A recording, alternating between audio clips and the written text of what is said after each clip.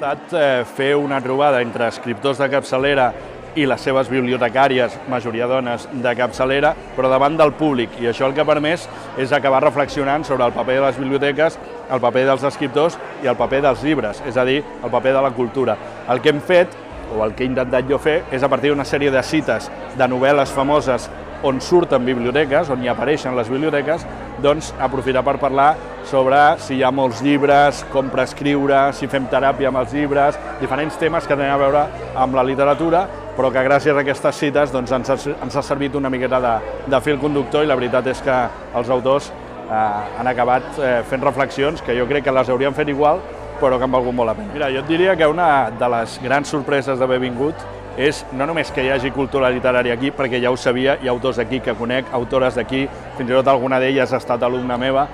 com la Mercè Falcó, ja sempre em parlava, has de venir cap allà, que realment fem moltes coses, però tot i aquesta preparació, la sorpresa ha estat trobar una efervescència cultural d'aquesta magnitud, no? Perquè realment